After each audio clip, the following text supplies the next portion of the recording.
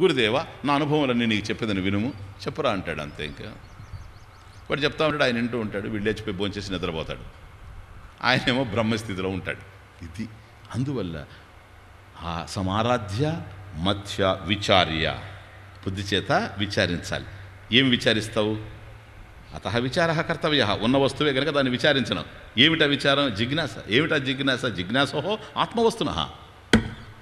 అది కనెక్షన్. అలా విచారించిన తర్వాత నిధిధ్యాస్య, నిధిధ్యాస్య ఆ విచారం చేసి ఏ నిర్ణయాలకైతే వస్తున్నావో ఆ విషయంలోనే స్థిరపరచుకోవడమే నిధిధ్యాస్య. ధ్యానం వేరు, నిధిధ్యాస్య వేరు. నిధిధ్యాస అన్నప్పుడు ఉపనిషత్తుల్లో శ్రవణ మననాలు జరిగిన తర్వాత నిధిధ్యాస అంటే స్థిరపరచుకోవడం. ఎందుకు స్థిరపరచుకోవాలి? గతంలో చాలా అనుభవాలు గడించున్నాం, మళ్ళీ అవి ఏమన్నా తొంగి చూస్తాయేమో, ఇది పోతుందేమో, ఇది కారిపోకుండా ఉండాలి, జారిపోకుండా ఉండాలి, మారిపోకుండా ఉండాలి, మన నుంచి పారిపోకుండా ఉండాలి. అలాంటప్పుడు నిధిధ్యాస్య దాంట్లో ఉండడం. గురువు చెప్పిన విషయాన్ని కేవలం ఆయన చెప్పిన తర్వాత విని లేచిపోయి మళ్ళీ వచ్చి క్లాసుకు కూర్చుంటే వచ్చేది. దాని గురించి ఆలోచన చేయాలి. డౌట్స్ ఉంటాయి, వాటిని మననంలో నివృత్తి చేసుకోవాలి. నిధిధ్యాస్య. అలా చేసిన తర్వాత యదాప్నోతి, ఇలా గురువు దగ్గర శ్రవణం చేసినటువంటి విద్వాన్ వాడు ఏదైతే పొందుతున్నాడో, యత్ ఆప్నోతి, యత్ నిత్యం బ్రహ్మ ఆప్నోతి, ఏ నిత్యమైనటువంటి బ్రహ్మ పదార్థాన్ని పొందుతూ ఉన్నాడో, తదేవ బ్రహ్మ అహమస్మి, ఆ బ్రహ్మం నేనే. అది దయాళుం గురుం బ్రహ్మనిష్టం ప్రశాంతం సమారాధ్య మధ్య విచార్య స్వరూపం యదాప్నోతి తత్వం నిధిధ్యాస్య విద్వాన్ పరం బ్రహ్మ నిత్యం తదేవాహమస్మి. ఈ రెండు శ్లోకాల్లో ఇప్పటికి మనం చూచింది అసలు జీవితానికి ఏం కావాలని చూచాం, మోక్షం ఏమిటో చూచాం, అది ఎలా పొందాలనో చూచాం. యత్ విజ్ఞాయ నరహ బంధాత్ ముక్త, ఏది తెలుసుకుంటే బంధం నుంచి విడిపడిపోతాం అదే మోక్షమని మనకు అర్థమైంది. ఇప్పుడు ఏం చేయాలి? పృచ్ఛేత్ జ్ఞాతవ్యం ఆత్మనః పృచ్ఛేత్. గురువు దగ్గరకు వెళ్ళిన తర్వాత ఏమిలే చేయాల్సింది, అదీహి భగవన్ బ్రహ్మ విద్య. హే గురుదేవా నాకు బ్రహ్మ విద్యను బోధించు. నో సెకండ్ పాయింట్, బాగా అర్థం చేసుకోండి. ముముక్షువైనటువంటి వాడు గురువు దగ్గర చేయాల్సింది ఒక్కటే, నాకు బ్రహ్మ విద్యను బోధించు, నీకేం కావాలని ఆయనకి తెలుసు. అంతేగాని నేను వివేక చూడమని వినాలనుకుంటున్నాను చెప్పు, ఈజ్ ఏ పండిట్. లేకపోతే ఇంకోటి వినాలనుకుంటున్నాను చెప్పు, మరి నీకేం కావాలో నువ్వేనా నిర్ణయించుకునేది? ఇవన్నీ అర్థమైతే సమారాధ్య. అసలు గురువుకి నీకేం అందించాలో, ఎట్లా అందించాలో, ఎప్పుడు ఏం అందించాలో తెలుసు. వీడి మధ్యలో ఒకటి విని, స్వామీజీ విజ్ఞానం ఒక చెప్పారు చాలా బాగుంది, ఇంకేం చేయమంటారు? దక్షిణామూర్తి స్తోత్రం చెప్పండి. ఆల్రెడీ చెప్పిపోయిలే గతంలో పోలీస్ పెరేడ్ గ్రౌండ్లో. అవునే, అది కూడా మర్చిపోయావా? ఏం చెప్పింది కూడా మర్చిపోయినా, మళ్ళీ చెప్పంటావు. చెప్తాడు గురువు, ఏముంది ఆయనకు అదే కదా ఆనందం, ఇంకా అంతకన్నా ఏముంటుంది. కానీ విని వదిలిపెట్టడం కాకుండా, అర్థమవుతుంది, విని వదిలిపెట్టడం కాదు. ఇప్పుడు గాడిద ఏమన్నా తిన్నదనుకోండి, అది లోపలికి పోద్ది అంతే, ఇంకేం లేదు, తర్వాత ఏమైపోద్దో మనకే తెలుసు. కానీ ఆవు తిరిగిన తర్వాత మళ్ళీ నెమరు వేసుకుంటుంది, అందువల్లనే పాలిస్తుందేమో అనుకుంటున్నాను నేను. కాబట్టి శ్రవణం తర్వాత మననం జరగాలి, అప్పుడు జ్ఞానక్షీరం వస్తుంది. దేనికోసమైతే మనం ఉన్నామో అది ప్రధానంగా తీసుకోవాలి. కాబట్టి ఈ రెండు జరిగిపోయినాయి. ఇప్పుడు అటువంటి శిష్యుడికి గురువు బోధ చేస్తున్నాడు, ఆయనకి తెలుసు గనక. ఇప్పుడు వాడికి తెలియదు ఏం బోధిస్తాడో, ఆయనకి తెలుసు, నాయన ఆ ఉన్న వస్తువు ఏదో అది బ్రహ్మం, దానికన్నా అన్యంగా నువ్వు లేవు, ఇదే మోక్షం, ఇది జ్ఞాన రూపంలో ఉంది, జ్ఞానం నీకు అందించాలి. కమాన్. యదానందరూపం ప్రకాశస్వరూపం నిరస్త ప్రపంచం పరిచ్ఛేదశూన్యం. యదానందరూపం ప్రకాశస్వరూపం నిరస్త ప్రపంచం పరిచ్ఛేదశూన్యం.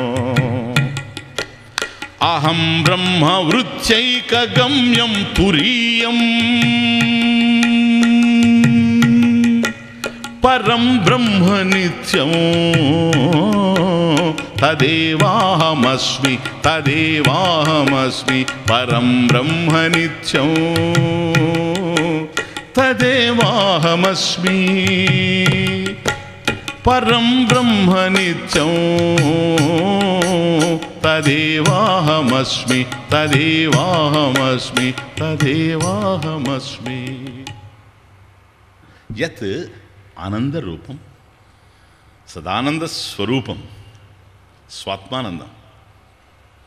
ఏదైతే ఆనంద స్వరూపమో సదానంద స్వరూపమో నిత్యానంద స్వరూపం, యదానంద రూపం ప్రకాశ స్వరూపం, ఏదైతే ప్రకాశైక స్వరూపమో ఆరనటువంటి వెలుగు, నిరస్త ప్రపంచం, ఏదైతే ప్రపంచాన్ని నిరసిస్తూ ఉందో, నిరాకరిస్తూ ఉందో, నిషేధిస్తూ ఉందో. ప్రపంచం ఉందంటే అది ఉందని అర్థం, ప్రపంచం లేకపోయినా అది ఉంటుందని అర్థం. నిరస్త ప్రపంచం, పరిచ్ఛేద శూన్యం, పరిమితాలు లేకుండా అపరిమితంగా అనంతంగా ఏదైతే ఉందో అది బ్రహ్మం. అహం బ్రహ్మ వృత్యైక గమ్యం. అహం బ్రహ్మ, నేనే బ్రహ్మము. వృత్తి ఆలోచన, ఇంకంతే, ఇంకేం లేదు, సింపుల్, కన్ఫ్యూషన్ అవసరం లేదు. వృత్తి ఆలోచన. కాబట్టి అహం బ్రహ్మ వృత్తి ఏక గమ్యం. ఓ నేనే బ్రహ్మము అనేటువంటి ఆలోచనకి ఏదైతే గమ్యస్థానమై ఉందో తదేవ బ్రహ్మ అహమస్మి, అదే బ్రహ్మం, అది నేనే అయ్యున్నాను. స్టార్ట్ అయింది నాలెడ్జ్. యదానంద రూపం బ్రహ్మం అనంతం, అనంతమైనటువంటి బ్రహ్మ విషయం అజ్ఞాతంగా ఏదైతే మనకు ఉందో ఇది జ్ఞాన రూపంలో ఉంది అనుకున్నాం కదూ. కనుక మోక్షం జ్ఞాన రూపంలో ఉంది. బ్రహ్మ ఉంటే బ్రహ్మకు సంబంధించిన జ్ఞానం ఉండాలి, కంప్యూటర్ ఉంటే కంప్యూటర్కి సంబంధించిన జ్ఞానం ఉండాలి, కంప్యూటర్కి సంబంధించిన జ్ఞానం కలిగితే కంప్యూటర్ ఏమిటో తెలిసిపోతుంది, బ్రహ్మకు సంబంధించిన జ్ఞానం కలిగితే బ్రహ్మం ఏమిటో తెలిసిపోతుంది. అందువల్ల బ్రహ్మకు సంబంధించిన జ్ఞానం కలిగిన వాడు బ్రహ్మజ్ఞాని, బ్రహ్మజ్ఞానం కలిగిన వాడు. ఏమిటా బ్రహ్మజ్ఞానం? ఇదిగో ఇది బ్రహ్మం. యదానంద రూపం, యదానంద రూపం, ఏదైతే ఆనంద స్వరూపమో మనకు కావాల్సింది అదే కదా. తృప్త భవిష్యామి, వస్తున్నాం అక్కడికి. ఎందుకని తృప్తి చెందలేకపోయాం ఈ ప్రపంచంలో? ఆనందాలు లేకనా? లేవు, ఆనందాలు మనకు ఉన్నాయి, అవి ఉపయోగం లేదనుకొని వచ్చాము ఇక్కడికి. అండర్స్టాండ్? ఎందుకో తెలుసా? ఆ ఆనందాలన్నీ ఉంటూ పోతూ ఉంటాయి. వచ్చిన బాధ అదే. దుఃఖానికి అవకాశం ఇచ్చే ఆనందం కూడా ఒక ఆనందమా చెప్పండి? అందువల్ల ఎక్స్పీరియన్షియల్ బ్లెస్ ఏదైతే ఉందో, ఎక్స్పీరియన్షియల్ హ్యాపీనెస్ ఏదైతే ఉందో, జాయ్ ఏదైతే ఉందో అది ఇది కాదు. కాబట్టి మన అనుభవంలో ఉండేటువంటి ఆనందం వేరే, మనం ఆశించేటువంటి ఆనందం వేరే. ఒక్కొక్క ఆయనకి ఒక్కొక్క విషయంలో ఆనందం వస్తుంది, ఒక కారణంతో ఆనందం వస్తుంది. అది నిమిత్తానంద. నిమిత్తం, ఒక కారణం ఉంది, దానివల్ల నీకు ఆనందం వచ్చింది. ఇది నిర్నిమిత్తానంద. నిర్నిమిత్తానంద, ఏ కారణం లేదు, స్వరూపం. ఒక దాని వల్ల వచ్చిందనుకోండి ఆనందం, అది నిత్యం కాదు. ఎందుకని నిత్యం కాదు? ఈ ప్రపంచంలో చెప్పండి ఏది ఆనందమో, అది ఎట్లా నిత్యం కాదో సింపుల్గా చెప్తా. ఏది ఆనందమో చెప్పండి మీరు. ఏం చెప్పలేదు. స్వామీజీ నాకు లడ్డు తింటే ఆనందం. అంతకుముందు ఉన్నదా? తినకముందు. అవే తినకముందు ఆనందం అంటే ఎందుకు తింటాను స్వామీజీ? తింటేనే కదా వచ్చేది. తినిన తర్వాత ఉందా? లేదు స్వామీజీ. అది తినకముందు ఆనందం లేదు, తినిన తర్వాత ఆనందం లేదు. ఇంకెక్కడుంది ఆనందం? తినేటప్పుడే ఉంది. నిజమా? తినేటప్పుడు ఉందే, కొద్దిగా ఉంది, స్వల్పం. కానీ దుఃఖం మిశ్రితం కాకుండా లేదు. అది తమాషా. తినేటప్పుడు కూడా ఆ తింటూ తింటూ ఈ కూల్ డ్రింక్స్ తాగే వాళ్ళని చూస్తే మీకు అర్థమవుతుంది. ఎండాకాలం వెళ్ళి వేసవిలో కూల్ డ్రింక్ షాపుల దగ్గర తాగుతూ ఉంటారు, బాగా అలసిపోయి వచ్చేసి చెమటలు గారుతూ ఉంటాయి. ఏమండి ఫ్రిడ్జ్ ఉందా, చల్లగా ఉందా, థమ్సప్, థమ్సప్ ఇస్తాడు, స్ట్రా చేసి ఇస్తాడు, ఆయన తాగుతూ ఉంటాడు.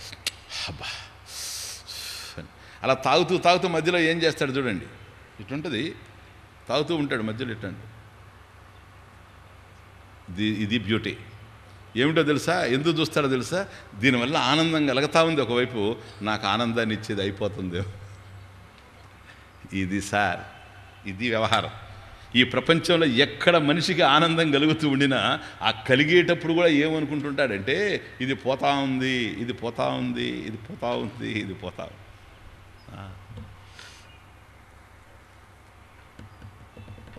హోటల్కి వెళ్ళి పిజ్జా తింటే ఆనందం ఎంత అంటాడు. పిజ్జా ఎంతో నాకు తెలియదు, 30 రూపాయలు 40 రూపాయలు ఏదో అన్నాడు అనుకోండి. ఏంటంటే చాలా ఎక్కువగా ఉన్నట్టుంది, హైదరాబాద్లో ఇంత లేదని. గుంటూరు కదటయ్యా. అట్లాగా, సరే సరే ఇవ్వండి, ఇంకేం చేద్దామని తీసుకొని తింటా కూడా అనవసరంగా 10 రూపాయలు తీసుకున్నాడు. అంటే పిజ్జా ఏమో రుచి, నాలుగు బాగానే ఉంది కనుక రుచి ఉంది. ఒకవైపు రుచి టేస్ట్ చేస్తూ ఉంది మనసు, ఒకవైపు 40 రూపాయలు పోయింది అనేటువంటి బాధ ఉంటుంది. ఇంతే ఈ ప్రపంచంలో. అర్థమవుతుంది? ఏ ఆనందమైనా మనం అనుభవించేదానికి ఆది ఉంది, అంత్యం ఉంది. వచ్చిన బాధ అది. ఆరంభాలు కలిగిన ఆనందాలన్నీ ఆరిపోతాయి సార్. అటువంటి ఆరిపోయేటువంటి ఆనందాలు, దీపాలు ఏవైతే ఉన్నాయో, ఆనంద దీపాలు, వీటి మధ్యలో మనం ఏమీ చేయలేం కనుక అవి నిర్ణయం చేసుకుని ఇక్కడికి వచ్చాం విరక్తితో. నాకు నిత్యానందం కావాలి అని వచ్చాం. యదానంద స్వరూపం, యదానంద రూపం. కాబట్టి ఇది కేవలం స్వరూపం, ఆనందం. ఇంకొక దాని మీద ఆధారపడి ఉండేటువంటి ఆనందం కాదు, ఎప్పుడూ ఉండేటువంటి ఆనందం. ఇప్పుడు మనకు ఉండేటువంటి ఆనందాలు చాలా మీద ఆధారపడి ఉంటాయి. ఇప్పుడు నేను డైరెక్ట్గా అడుగుతాను, నీకేం ఆనందం కావాలని మీరు చెప్పండి. అయ్యా నీకు ఏం కావాలి నీకు అని. స్వామీజీ నాకు ఆనందం కావాలి. కమాన్, ఆనందం కావాలి కదా. ఎట్లాంటి ఆనందం కావాలి? అది ఆనందం స్వామీజీ. మీరు అన్నిటికీ లాగకండి, మీకు లేనిపోయిన లాజిక్ అయిపోయింది, తలనొప్పి. ఆనందం అంటే మళ్ళీ ఎట్లా? అది కాదు, కోప్పడబాకు, దయాళు గురు. నేను కోప్పడబాకు. ఒక మాట చెప్తా, అది కాదు, నీకు ఆనందమే కావాలని నాకు తెలుసు. ఉదయం కావాలన్నా, సాయంత్రం కావాలన్నా, మధ్యాహ్నం కావాలన్నా, లేక రాత్రి కావాలన్నా చెప్పు. చూడండి తమాష. ఇంకొక మాట అడుగుతాను, నాయన నీకు ఆనందం కావాలా? ఇంట్లో కావాలన్నా, బయట కావాలన్నా, ఆఫీసులో కావాలన్నా, బజార్లో కావాలన్నా, సూపర్ మార్కెట్లో కావాలన్నా, సినిమా హాల్లో కావాలన్నా చెప్పు. అదేంటి స్వామీజీ? అది కొంత చెప్పచ్చు, స్వామీజీ ఇంట్లో ఉంటే చాలు అని. అంటే దాని అర్థం ఇంట్లో లేదని అర్థం. అప్పుడు నేను అడుగుతా, సరే ఇంట్లో నీకు అంటే కారణం ఉంది, దుఃఖ కారణం ఉందని ఇంట్లో అర్థం. సరే పోనీ, మరి ఇంట్లో కావాలంటున్నావు కదా, నీకు ఇంట్లో ఇక ఏ కష్టం లేకుండా ఇదిగో నేను ఆశీర్వదిస్తున్నా, నువ్వు ఆనందంగా ఉంటావు. బయట ఉండొచ్చా దుఃఖం? పర్వాలేదు. అక్కడ కూడా ఉండాలి ఆనందం. సినిమా పోతే అక్కడ కూడా ఉండాలి ఆనందం. ఇది సినిమా బాగలేకపోయినా కూడా. ఇది మనిషి కోరుకునేది. నేను ఎక్కడికి పోయినా ఆనందం ఉండాలి. దాని అర్థం ఏంటి? సర్వత్రా. Understand the point. ఒకటే వర్డ్, సర్వత్రా. ఇది పదం, సర్వత్రా. నాకు ఆనందం కావాలి, అయితే ఎక్కడా? ఇక్కడ, అక్కడ, ఇంట్లోనా, బజార్లోనా, సినిమాలోనా? నో, సర్వత్రా. ఆ పదం మర్చిపోవకండి. సర్వత్రా, అంతటా, స్పేస్ వైజ్ వస్తున్నా. సర్వత్రా. సో ఓహో, సర్వత్రా, అన్ని చోట్ల నీకు ఆనందం కావాలి. అది కదా, అది మరి ఆనందం కావాలంటే నేను అడిగితే చెప్తున్నావు. ఇప్పుడు సర్వత్రా కావాలి. నీకేం కావాలో కూడా తెలియడం లేదు. ఆనందం కావాలని నీకు తెలుసు, ఎలాంటి ఆనందం కావాలో నీకు తెలియదు. నేను అడిగాను, నువ్వు చెప్తున్నావు. ఇప్పుడు నీకు అర్థమైంది అనుకుంటున్నా. ఇటువంటి ఆనందం కదా నీకు కావాలి. అవును. ఇంకొక మాట చెప్పిన ఆయన, సర్వత్రా నీకు ఆనందం కావాలి. అవును. ఉదయం కావాలన్నా, 10 గంటలకు కావాలన్నా, 2 గంటలకు కావాలన్నా, 6 గంటలకు కావాలన్నా, సాయంత్రం, లేక రాత్రి 10 గంటలకు కావాలన్నా, లేదా నైట్ 2 గంటలకు కావాలన్నా.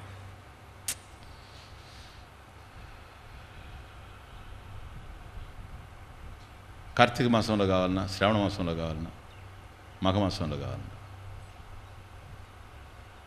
శీతాకాలంలో కావాలన్నా, వేసవికాలంలో కావాలన్నా, వర్షాకాలంలో కావాలి. స్వామీజీ అన్ని కాలాల్లో కావాలి. నెక్స్ట్ పాయింట్ ఏంటో తెలుసా? అన్ని కాలాల్లో కావాలి. ఉదయం 10 గంటలు కాదు. అంటే ఉదయం ఆనందం ఉండి మళ్ళీ 10 గంటలకు ఆనందం వస్తే ఈ మధ్యలో నేను 4 గంటలు ఏం చేయమంటారు? దుఃఖంలో ఉండమంటారా? లే, ఎప్పుడూ ఉండాలి. ఇంతకుముందు ఎక్కడైనా ఉండాలి, ఇప్పుడు ఎప్పుడూ ఉండాలి. ఎక్కడికి వెళితే అక్కడ ఉండాలి. అది సర్వత్రా అని ఇంతకుముందు అర్థం చేసుకున్నావు. ఇప్పుడు అంటున్నాడు ఎప్పుడూ ఉండాలి, సదా. అది పదం. సదా, సదా, సర్వత్రా. సదా ఆనందం ఉండాలి, సర్వత్రా ఆనందం ఉండాలి. ఇది తమరు కోరుకునే ఆనందం, నేను కోరుకునే ఆనందం. ఇటువంటిది ఎక్కడ దొరుకుతుంది ఈ ప్రపంచంలో చెప్పండి? సదా ఆనందం ఎక్కడి నుంచి వస్తుంది? సదా ఉండే వస్తువు ఏముండదు ఇక్కడ, అంతా సాదా, సీదా సాదా. సదా ఏది సార్? సదా ఉండే వస్తువు ఏదో చెప్పు. సదా ఉండేది సదానందాన్ని ఇస్తుంది, సర్వత్రా ఉండేది నీకు సర్వత్రా ఆనందాన్ని ఇస్తుంది. అలా సర్వత్రా ఉండే వస్తువు ఏది లేదు, స్పేస్ వైజ్ లిమిటేషన్. కొత్తగా పెళ్ళి అయినప్పుడు అమ్మాయి చూడండి తమాషా, అక్కడ ఉండదు ఇక్కడ ఉండదు, తిరుగుతూ ఉంటుంది మధ్యలో. కొత్తగా పెళ్ళి అత్తగారింటికి వస్తుంది, అత్తగారింటికి వచ్చి వీళ్ళు ఎంత బాగా చూసినా సరే చిన్నప్పటి నుంచి అక్కడ ఉన్నది కనుక 18 సంవత్సరాలు అమ్మను చూస్తే బాగుండు, రోజు అమ్మ అమ్మ అమ్మ అని పిలిచి అక్కడ ఉన్న ప్రేమతో నాన్నను చూస్తే బాగుండు, అన్నయ్యని చూస్తే బాగుండు, చుట్టుపక్కల ఇంటి పక్కల వాళ్ళు, ఈ పక్క ఆండాళమ్మ ఆ పక్క నాంచారమ్మ, ఏం పోవాలనిపిస్తుంది. అప్పుడు భర్తను అడగద్ది, ఏమండి ఒక్కసారి రండి, ఆయన నాకు సెలవు లేదు, ఇప్పుడు నేను నీళ్ళు వస్తా వెళ్ళి అక్కడికి పోద్ది అనుకోండి, ఒక 10 రోజులు ఉండొస్తానండి పోద్ది. కానీ తమాషా చూడండి, ఎక్కడైనా మీకు తెలిసినయే నాకేం తెలుసు, అవి చూసి చెప్తున్నా కాదు, నేను పంపించింది లేదు కాదు, మీరు చెప్తుంటారు నేను చూస్తుంటా, అవన్నీ చెప్తుంటా ఇక్కడ. అందువల్ల మీకు బాగుంటాయి మీ విషయాలే కనుక, మా విషయాలు చెప్తే ఒక్కటన్నారు, అందువల్ల వినసొంపుగా కూడా ఉండవు ఆ బాధలు. అందుకని సరే అక్కడికి పోద్ది అనుకోండి, 10 రోజులు నుండి వస్తానని వెళ్ళి రమ్మంటాడు భర్త. ఆడికి వెళ్ళి మొదటి రోజు బాగుంటుంది, అందరం పెట్టుకుని సినిమా పోద్ది, 2వ రోజు 3వ రోజు అంతే. అమ్మా నాన్నతో చెప్పే నేను రాత్రి ట్రైన్కి పోతాను. ఏమైందే 10 రోజులు ఉంటానంటివి, అల్లుడు కూడా ఒప్పుకున్నాడంటివి, అక్కడి నుంచి ఏం ఫోన్ రాలేదు, ఏమొచ్చిందా నీకు? లేదమ్మా, నేను లేకపోతే ఆయన సరిగా భోంచాడు. ఇంతకాలం గడ్డి తిన్నాడా? కాదే, నీకు మొన్ననే కదా పెళ్ళి అయింది, 16 రోజుల పండుగ మొన్ననే పోతివే, నువ్వు ఉంటే కానీ ఆయన తిండి తినడు. ఏంటి నీ కర్మ, ఏంటి ఈ ఆరోపణ? ఇది స్వరూపమా ఆరోపమా? సూపర్ ఇంపోజిషన్, లేని దాన్ని కల్పించడం అధ్యాస. లేదమ్మా మీకు తెలియదు, ఆయన నా చేతి గుండా పెడితేనే తింటాడు. ఇంతకుముందు ఈ ప్రేమలు అర్థమవుతుంది. ఇప్పుడు ఏం చేస్తుంది ఈ అమ్మాయికి? సుఖం లేదు చూడండి తమాషా. ఇప్పుడు ఇక్కడికి వస్తేనేమో అత్తగారి ఇల్లు అయిపోయాయి, 2 రోజుల నుండి వెళ్ళిపోతానంటుంది. అక్కడికి పోతేనేమో అమ్మ వాళ్ళ మీద మనసు పడుతుండే. ఈ అమ్మాయికి ఎక్కడ సుఖం ఉంది చూడండి, సర్వత్రా లేదు. ఇప్పుడు అర్థమవుతుంది మీకు, ఇది లిమిటేషన్. ఇప్పుడు ఏం చేయాలి? అమ్మ కావాలి, అత్త కావాలి, వీళ్ళిద్దరు ఒక దగ్గర ఉన్నారనుకోండి, ఇంకా ఆంజనేయ స్వామి ఎందుకు?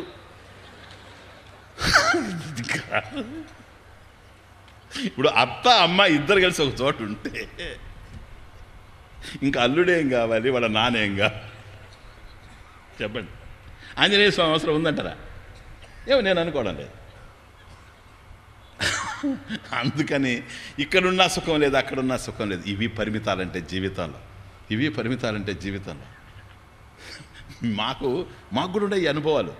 కొందరు వస్తారు వచ్చి, స్వామీజీ ఒక 10 రోజులు ఉండిపోదాం అనుకున్నాం స్వామీజీ ఆశ్రమంలో. ఉండండి ఆయన, మన ఆశ్రమంలో ఏం బాధ లేదు, అన్నీ అనుకూలంగానే ఉన్నాయి, అన్నీ బాగానే ఉంటాయి.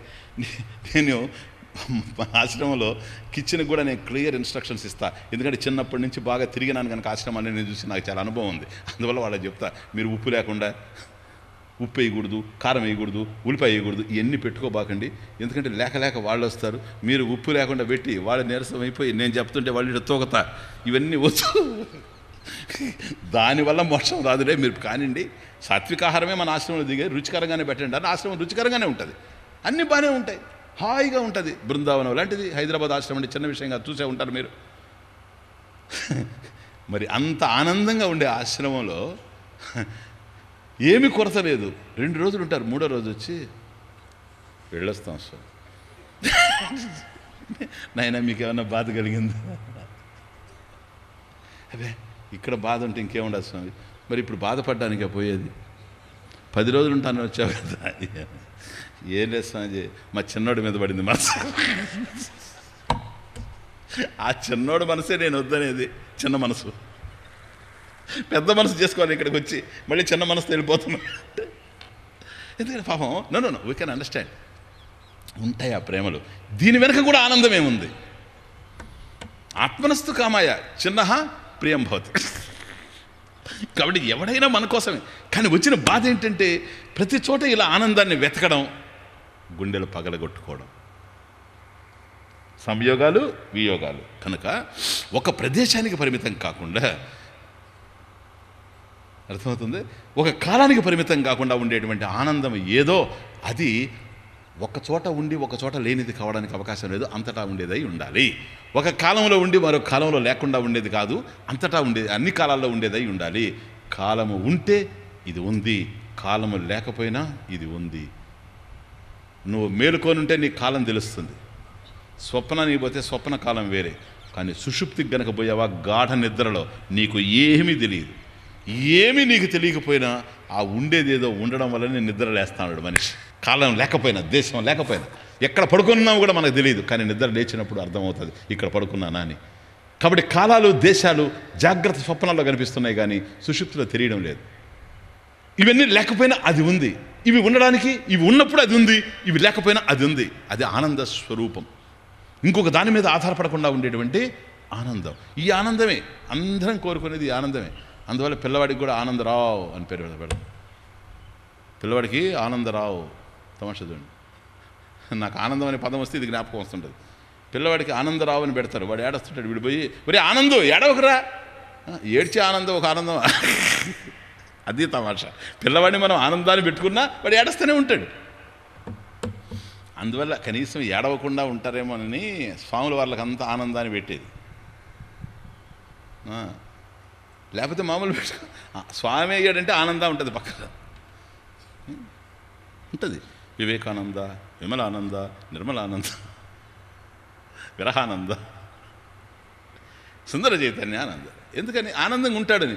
మేము కూడా ఏడుస్తున్నాం అనుకోండి, అప్పుడు డౌట్ వస్తుంది, ఈయనకి ఎందుకు చేరింది ఆనంద అని. ఆనందాన్ని ఎందుకు వచ్చింది ఈయనకి, ఎందుకు పెట్టుకోవాల్సి వచ్చింది? డాక్టర్ అంటే ఏమని దాని అర్థం? ఆయన మందులు ఇస్తాడనే కదా. నేను మెడికల్ డాక్టర్ గురించి మాట్లాడతాను, పిహెచ్డి డాక్టర్గా. కనుక డాక్టర్ అని అంటే ఆయన మెడిసిన్, మనం పోతాం మెడిసిన్ ఇస్తాడు, అది డాక్టర్ అంటే. వైద్యం తెలిసినటువంటి వాడు. ఆనందం అన్నప్పుడు ఆయన దగ్గర ఆనందం ఉండాలి. కాబట్టి ఎందుకు పెట్టుకుంటారు ఆనందం అంటే, మా దగ్గర ఆనందం ఉంది. ఎందుకని? ఆనందం ఎక్కడుందో మాకు తెలుసు. ఆనందం అనేది వస్తువు సంబంధించింది కాదు, పరిమితమైనటువంటిది కాదు, అపరిమితమైనటువంటిది. అది నిర్నిమిత్త ఆనంద. యద్ ఆనంద రూపం ప్రకాశస్వరూపం. ప్రకాశస్వరూపం, ఇది జ్ఞానస్వరూపం. ప్రకాశం అంటే జ్ఞానం అని అర్థం.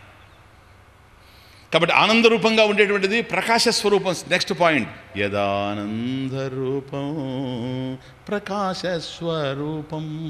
ప్రకాశస్వరూపం, ఆరనటువంటి మారనటువంటి ప్రకాశం అది. ఈ ప్రపంచంలో ఏ వెలుగులున్నా కూడా అవన్నీ ఆరిపోతూనే ఉన్నాయి. వెలుగులన్నీ వెలవలపోతున్నాయి ఈ ప్రపంచంలో, ఏదైనా సరే, సూర్యచంద్రుల వరకు. కానీ ఆత్మ యొక్క వెలుగు ఆరేది కాదు. స్వయం జ్యోతి, అయమాత్మ జ్యోతిరూప, జ్యోతిస్వరూప. అయమాత్మ ప్రకాశస్వరూప, అయమాత్మ ఆనందస్వరూప. యదానంద రూపం ప్రకాశస్వరూపం. నువ్వే ప్రకాశం. ఇప్పుడు ఇక్కడ ప్రకాశం ఉంది, నువ్వు చూస్తున్నావు. Just listen. ఇది ప్రకాశాన్ని అర్థం చేసుకోవాల్సిన పద్ధతి. శాస్త్రంలో ప్రకాశం అనే మాట వచ్చిందంటే ఇట్లా అర్థం చేసుకోవాలి. ఇప్పుడు మీరందరూ నాకు కనపడుతున్నారు, నేను మీకు కనపడుతున్నా. అదే రాత్రి చీకట్లో ఇక్కడ లైట్ లేనప్పుడు మనం కనుక ఇక్కడ ఉంటే మీకు నేను కనిపించడం, నాకు మీరు కనిపించరు. ఒకవేళ రాత్రి మనం ఉపన్యాసం చేసేటప్పుడు జరిగేటువంటి సమయంలో, ప్రవచన సమయంలో కరెంటు పోయిందనుకోండి, అంత చీకటి అయిపోయింది అనుకోండి, అప్పుడు నాకు డౌట్ వచ్చింది అనుకోండి, ఆ ముందున్నటువంటి వ్యక్తి మోహన్ ఉన్నాడా, ఏం చేయాలి నేను, ఉన్నాడా లేడా నాకు తెలియదు. అందుకని మిస్టర్ మోహన్ నువ్వు ఉన్నావా అంట. సపోజ్ అతనికి డౌట్ వచ్చి నన్ను అడిగాడు అనుకోండి, స్వామీజీ మీరు ఉండారా వేదిక మీద, ఎందుకంటే నేను కనపడడం లేదు కనుక దిగిపోయినానేమోనని. అక్కడేదో ఒక కారు శబ్దం వినిపించింది, బహుశా నా కారు వెళ్ళిపోయిందేమోనని. స్వామీజీ మీరు ఉన్నారా అన్నాడు అనుకోండి, అప్పుడు ఉండు నాయన చూస్తే ఉన్నాను నాయన అన్నాడు అనుకోండి, ఇంకా ఉండే ఒకటే లేక ఒకటే. లేదు రాత్రి లైట్ వచ్చేసింది అనుకోండి, వెలుతురు యొక్క మన విద్యుత్ శక్తి యొక్క ప్రకాశం. కాబట్టి విద్యుత్తులో మీరు కనిపిస్తారు, సూర్యప్రకాశంలో మీరు, ఇంకా ఉండే ఒకటే లేక ఒకటే. లేదు రాత్రి లైట్ వచ్చేసింది అనుకోండి, వెలుతురు యొక్క మన విద్యుత్ శక్తి యొక్క ప్రకాశం. కాబట్టి విద్యుత్తులో మీరు కనిపిస్తారు, సూర్యప్రకాశంలో మీరు కనిపిస్తారు. కాబట్టి ఒక వస్తువు నాకు కనిపించాలంటే ఆ వస్తువు ప్రకాశంలో ఉండాలి. సరిపోతుందా? ప్రకాశంలో ఉన్నంత మాత్రాన కనిపించదు. మీరందరూ ప్రకాశంలోనే ఉన్నారు. ఇప్పుడు ఇక్కడ గుడ్డివాడిని తీసుకొచ్చి పెట్టి ఎవరున్నారో చెప్పంటే ఏం చెప్తాడు? ఇది ప్రకాశాన్ని అర్థం చేసుకునే పద్ధతి. కిం జ్యోతిస్తవ భానుమానహనిమే రాత్రౌ ప్రదీపాదికం స్యాదేవం రవిదీపదర్శన విధౌ. ఇది ఒక పెద్ద శ్లోకం, తమాషా. ఇది దాన్ని మీకు చెప్తున్నా, అవసరం వచ్చినప్పుడు అది కూడా టచ్ చేస్తాను. ఆచార్యులు వారు రాసింది. కనుక రాత్రిపూట దీపంలో చూస్తున్నాం, పగటిపూట సూర్యుడి యొక్క వెలుతురులో చూస్తున్నాం. మీరంతా ఉన్నారు గనక కేవలం మీరున్నంత మాత్రాన కాదు, ఎందుకంటే గుడ్డివాడి కనిపించడం లేదు. మీరు ప్రకాశంలో ఉండడమే కాకుండా నా కంటిలో కూడా ప్రకాశం ఉండాలి. ఇది ఇంపార్టెంట్. నా కంటిలో ప్రకాశం ఉండాలి, గుడ్డివాడు చూడలేడు. నా కంటిలో ప్రకాశం ఉంటేనే మీరు ఉన్నట్టుగా నాకు అర్థమవుతుంది. ఓకే, నా కంటిలో ప్రకాశం ఉంటే ఉపయోగం లేదు, కనిపించదు. ఎందుకని? కళ్ళు చూడలేవు, చూసేందుకు కళ్ళున్నాయి. యశ్చక్షుః న పశ్యతి ఏన చక్షుంషి పశ్యతి. చూడడం కోసం ఉన్నాయి కళ్ళు, అంతే. చూసేవి కళ్ళు కాదు. కళ్ళే కనుక చూసేటట్లయితే ఒక్కొక్కసారి చూడండి, ఎదురుగా మనకు మనుషులు వస్తూ ఉంటారు, వాళ్ళు నవ్వుతారు, మనం నవ్వుతాము. తర్వాత కొద్దిసేపు అయింది, అరే మీరు ఎప్పుడు వచ్చారంటాం. ఇదేంది ఇది? అందరి అనుభవంలో ఉంది. అంటే కళ్ళు చూస్తాయి కానీ గుర్తించం. ఆ వ్యక్తి వచ్చి అంటాడు, ఏమయ్యా ఇట్లా మర్చిపోయావు నన్ను? సారీ సార్, నేను వేరే విషయం ఆలోచిస్తున్నాను. చూసారు ఇప్పుడు ఎక్కడుందో? మీరు ఉన్నట్లు తెలియాలంటే మీరు ప్రకాశంలో ఉండాలి. మీరు ప్రకాశంలో ఉన్నట్లు నాకు అర్థం కావాలంటే నా కళ్ళల్లో ప్రకాశం ఉండాలి. నా కళ్ళల్లో ప్రకాశం ఉంటే లాభం లేదు, నా మనసు ప్రకాశిస్తూ ఉండాలి. ఎందుకని? మనసు కళ్ళ ద్వారా ప్రపంచాన్ని చూస్తూ ఉంది కనుక నా మనసు ప్రకాశిస్తూ ఉన్నది. దేని మీద ఆధారపడి? కళ్ళు మనసు మీద ఆధారపడి ఉన్నాయి, మనసు నా మీద ఆధారపడి ఉంది. నేనే ప్రకాశైక స్వరూపం. అందువల్ల నిద్రలో మనసు లేకపోయినా నేనున్నా, నేను ఉంటే మనసు నడుస్తూ ఉంది. కాబట్టి ఎన్ మనసా నమనుతే ఏ నాహుర్ మనోమతం. దేనిని మనసు ప్రకాశింపజేయలేదో, దేనివల్ల మనసు ప్రకాశిస్తూ ఉందో అది బ్రహ్మ. తదేవ బ్రహ్మత్వం విద్ధి. అది బ్రహ్మం అని తెలుసుకో. ఇది ప్రకాశ స్వరూపం. కాబట్టి సూర్య చంద్రుల యొక్క ప్రకాశం కూడా నా మీద ఆధారపడి ఉంది. ప్రపంచం ప్రకాశిస్తూ ఉంది, నా కళ్ళు ప్రకాశిస్తున్నాయి కనుక. నా కళ్ళు ప్రకాశిస్తూ ఉన్నాయి, నా మనసు ప్రకాశిస్తూ ఉంది కనుక. నా మనసు ప్రకాశిస్తూ ఉంది, నేను ప్రకాశిస్తున్నాను కనుక నేను ప్రకాశిస్తున్నాను. కారణం లేదు, నేను ప్రకాశైక స్వరూపం. యదానందరూపం ప్రకాశస్వరూపం నిరస్త ప్రపంచం పరిచ్ఛేద శూన్యం. ఫస్ట్ పాయింట్, యదానంద రూపం అయమాత్మ సదానంద స్వరూప. నెక్స్ట్ ప్రకాశస్వరూపం అయమాత్మ ప్రకాశస్వరూప. అయమాత్మ నిరస్త ప్రపంచం. నిరస్త ప్రపంచం ప్రపంచాన్ని నిరసిస్తూ ఉంది, జగత్తుని నిరసిస్తూ ఉంది. నిరసించడం అంటే ఏంటి? ఇదే జగన్మిథ్య. ఇదో తమాషా. బ్రహ్మ సత్యం. ఇక్కడ మిథ్యా సత్యం అంటే ఏంటంటే, మిథ్య అంటే లేదని కాదు, సత్యం అంటే ఉంది, లేనిదైతే అసత్యం, మిథ్య కాదు. పదం చూడండి, ఇవి శాస్త్రంలో జాగ్రత్తగా అర్థం చేసుకోవాల్సిన విషయాలు. సత్ అసత్. సత్ అంటే ఉన్నది, అసత్ అంటే లేనిది. ఈ ప్రపంచం లేదని చెప్పడం లేదు శాస్త్రం. మిథ్య అన్నది అంటే సత్యం కానిది, అసత్యం కానిది మిథ్య. అందువల్ల వేద అద్వైతాన్ని విమర్శించేవాళ్ళు అంటున్నారు, ఏమండి ఆయన జగత్తు సత్యం ఇది అని మిథ్య అంటున్నాడు కదా, ఎవరికి బోధిస్తున్నాడని. అవును, అడిగినప్పుడు బోధిస్తున్నాం, ఏం తప్పేంటి? మరి జగత్తు లేదు కదా, ఎవరన్నారా మాట? జగత్తు అసత్ అని ఎవడన్నాడు? జగత్తు ఉంది. మిథ్య అంటే ఏంటంటే మరొక దాని మీద ఆధారపడి ఉన్నది మిథ్య అని అర్థం. నామరూపాలు అంతే. మిథ్య అంటే నామరూపాలు అని అర్థం. ఇప్పుడు చూడండి, వాచారంభణో వికారో నామధేయం మృత్తికేత్యవ సత్యం. మట్టి కుండ తీసుకున్నప్పుడు, మట్టి పాత్రలు ఉన్నప్పుడు ఈ పాత్రలన్నీ మిథ్య, అదే ఆడ. అంతేగాని పాత్రలు లేవని కాదు. కుండ ఉంది సార్, ఎందుకని అర్ధక్రియ ఉపయోగపడుతూ ఉంది. వ్యవహార యోగ్యత అంటారు, అర్ధక్రియ టెక్నికల్ వర్డ్. అర్ధక్రియ, అర్ధక్రియ అంటే వ్యవహార యోగ్యత్వం. కుండ ఉంది కనుకనే నేను నీళ్లు తెచ్చుకుంటున్నా, నీళ్లు తెచ్చుకొని తాగుతున్నా, నాకు ఉపయోగపడతా ఉంది. లేదని ఎందుకు చెప్తాను? నేను చెప్తున్నది కుండ లేదని కాదు, కుండ మిథ్య అంటున్నాను. అంటే మిథ్య అంటే స్వామీజీ మరొక దాని మీద ఆధారపడి ఉందని. దేని మీద ఆధారపడి ఉంది? ఏది సత్యమో దాని మీద ఆధారపడి ఉంది. ఇది మాత్రం సత్యం కాదు కుండ.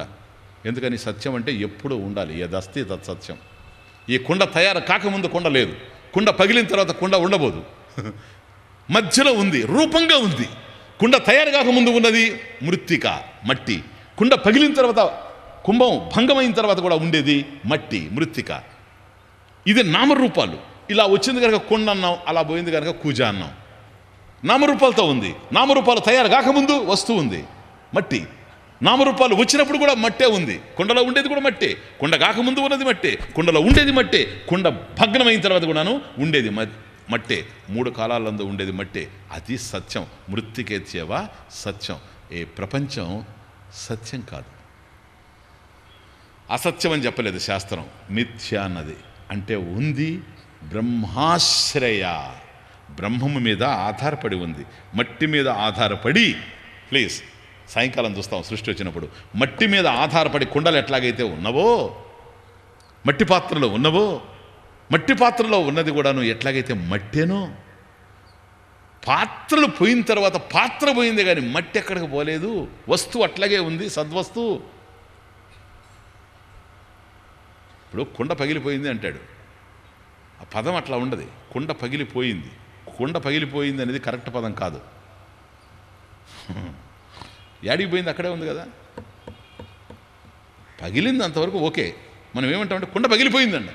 పగిలిపోయింది ఎక్కడికి పోయింది సార్? అక్కడే ఉంది కదా. కుండ పగిలిపోయింది కాదు కరెక్ట్ సెంటెన్స్. పగిలిన కుండ ఉంది. పగిలిన కుండ ఉంది. ఆ ఉంది ఏది? అస్థి. అస్థి ఖచ్చిత అపార శక్తి, అనంత శక్తి. అస్థి ఉంది. ఆ ఉన్నదేది? సత్యం. యదస్థి తత్సత్యం. ఏదైతే ఉందో అది సత్యం. మృత్తికేత్యవ సత్యం. అక్కడ మట్టి సత్యం, ఇక్కడ బ్రహ్మం సత్యం.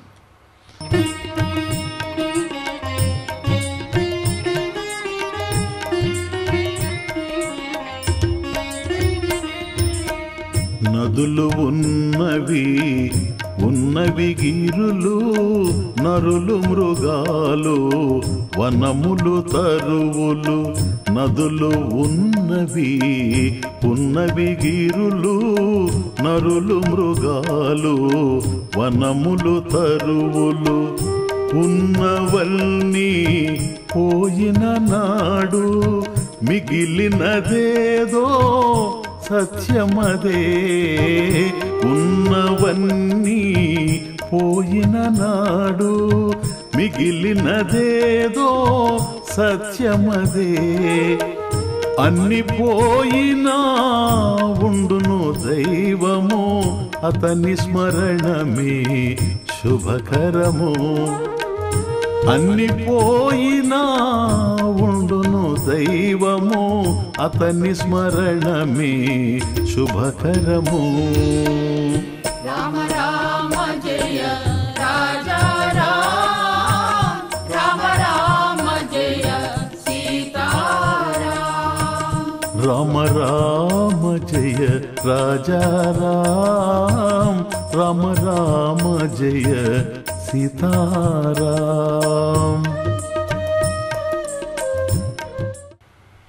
నదులు ఉన్నాయి, గిరులు ఉన్నాయి, నరులు, మృగాలు, వనములు, తరువులు, చెట్లు అన్నీ ఉన్నాయి. ఈ ఉన్నవన్నీ ఉన్నవి, అవి ఉన్నవి పొయ్యేందుకే ఉన్నవి. ఇది ఉన్నవి పొయ్యేందుకే ఉన్నవి. మట్టి పాత్రలన్నీ ఉన్నవి, పొయ్యేందుకే ఉన్నవి. ఉన్నవన్నీ పోయిన నాడు మిగిలినదేదో సత్యం. అదే కుండలన్నీ పగిలినప్పుడు ఏం మిగిలిందో అది సత్యం. That is మృత్తిక. మృత్తిక అన్నీ పోయినా, ఉన్న కుండలన్నీ పగిలిపోయినా ఉండును దైవము. మట్టి ఎట్లాగైతే ఉందో అట్లాగే ఇక్కడ ఈ ప్రపంచంలో ఎన్నో కనిపిస్తున్నాయి. కనిపించినవన్నీ కనుమరుగైపోతూ ఉన్నాయి.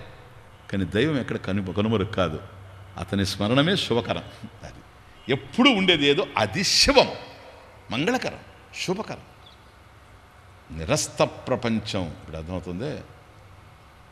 No, just listen. కుండ ఉంది, మట్టి ఉంది.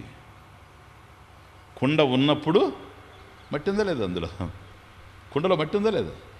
కుండ ఉంది, మట్టి ఉంది. కుండ పోయింది, మట్టి ఉంది.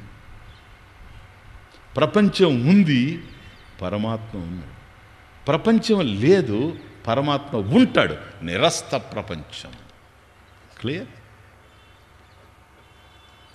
పరిచ్ఛేద శూన్యం. లాస్ట్ లిమిటేషన్స్ లేవు. అంటే వస్తు పరిచ్ఛేదం, దేశ పరిచ్ఛేదం, కాల పరిచ్ఛేదం.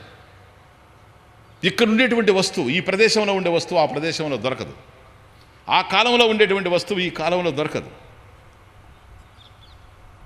దేశతః వస్తుతః కాలతః పరిచ్ఛిన్న. ఈ ప్రపంచంలో ఏది చూచిన అనంతానికి డెఫినేషన్ వస్తూ ఉంది. Please just 1 minute. ఏదైనా పరిచ్ఛిన్న దోషంతో ఉంటాయి. పరిచ్ఛిన్నం అంటే లిమిటేషన్. ఒక వస్తువు ఉంటుంది మనకు, ఆ వస్తువే, రెండవది కాదు.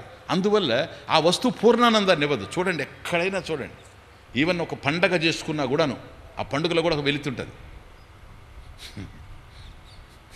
ఏంటి స్వామిజీ నువ్వేనా నిరాశావాదివే, అన్నిట్లో వెలితి చూస్తే ఎట్లా అని? ఉన్నది కనుక చూస్తున్నాం సార్, లేదు చూస్తే కదా, ఉన్నదే కదా. ఇప్పుడు పండగ రోజు చక్కగా తయారు చేస్తారు, పులిహోర అది ఇది అన్నీ తయారు చేసి, గారెలు బూరెలు అన్నీ చేసి పెడతారు. అన్నీ పెట్టుకొని తింటా.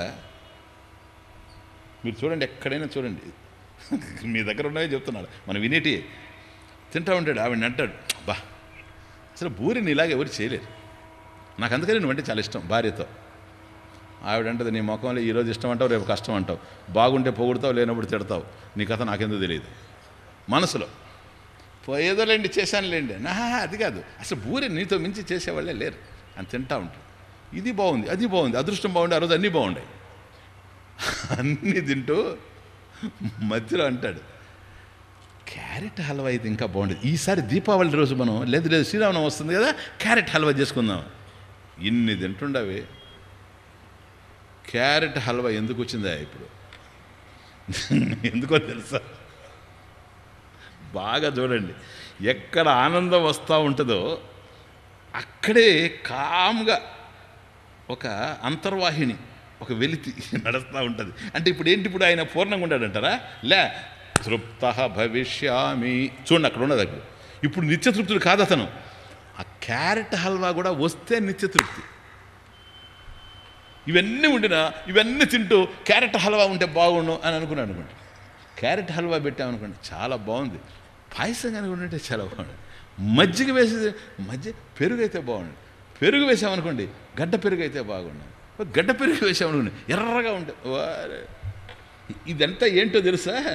వస్తు పరిచ్ఛేదం సార్. ఒక వస్తువు ఉంది, ఆ వస్తువుగా ఉండగలదే కానీ రెండో వస్తువు కమ్మంటే కాలేదు ఈ ప్రపంచాల. ఇదే బాగా. ఒక్కొక్క చోట ప్రేమించి పెళ్లి చేసుకొని విడాకులు ఎందుకు ఇస్తారు తెలుసా?